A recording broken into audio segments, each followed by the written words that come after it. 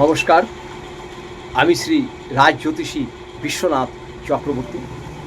আমার WhatsApp number 7908825483। আজ আপনাদের সাথে যে বিষয়টা আলোচনা করব সেটা হচ্ছে স্বামী স্ত্রীর ভিতরে খুব অশান্তি হচ্ছে। হয়তো আগে ভালো মিলছিল, এখন যত দিন যাচ্ছে ততই যেন স্বামী স্ত্রীর সঙ্গে মনোমালিন্য হচ্ছে, অশান্তির সৃষ্টি হচ্ছে। বহু পরিবারে এরকম আছে। আবার দেখা যায় একটি ছেলে একটি মেয়েকে খুব ভালোবাসে, ছেলেটি পাত্তা দিচ্ছে না। আবার একটি ছেলে একটি মেয়েকে খুব ভালোবাসে, মেয়েটিও পাত্তা দিচ্ছে না। প্রেম ঘটিত ব্যাপারে স্বামী স্ত্রীর অশান্তির জন্য শুধুমাত্র ছোট্ট দুটি কাজ করুন, দেখবেন আপনাদের সঙ্গে খুব ভালো সম্পর্ক হয়ে যাবে এবং প্রেম প্রেমিকা যারা আছেন উভয়কে এত ভালোবাসা হবে যেটা ভাবতেও পারবেন না কি করে এটা হলো।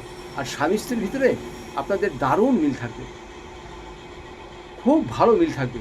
শুধু এই কাজটা করবে, যে কোনো শুক্রবার দিনকে একটু গোলাপ জল নেবেন।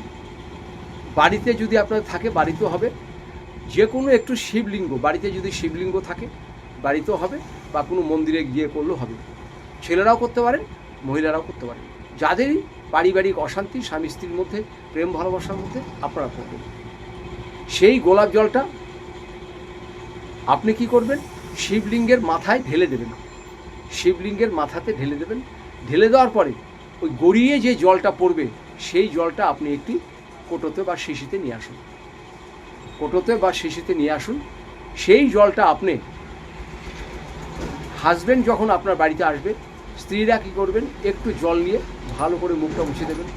আর যারা প্রেম প্রেমিকা আছেন আপনারা ছেলেরাও করবেন, মেয়েরাও করবেন। হাতে একটু সেই শিবলিঙ্গের মাথায় গোলাপ জল দেওয়া সেই জলটা একটু মাথায় কপালে লাগিয়ে দেবেন।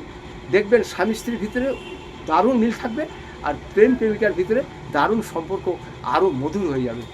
খালি গোলাপ জল শুক্রবার দিনকে শিবলিঙ্গে ঢালবেন। শিবলিঙ্গে থেকে যে জলটা পড়বে সেই জলটা একটু এনে আপনাদের কপালে দেবেন। যারা বিবাহিত আছেন পুরুষরা দিতে পারেন, মহিলারাও দিতে পারেন, মহিলারাই বেশি করে দেবেন, খুব ভালো কাজ করবে। আর যারা প্রেম ভালোবাসা করেন মেয়েরা, আপনারাও দিতে পারেন, এবং ভালোবাসা আপনাদের সারা জীবন টিকে থাকবে। খুব ভালো উপায়, এটা করে দেখুন, খুব ভালো উপকার পাবেন। যদি এরপরে মনে হয় বুঝতে পারছেন না, কিছু জানবেন, আমাকে ফোন করবেন, আমি অবশ্যই আপনাদের বলে দেবো। ভালো থাকবেন, নমস্কার।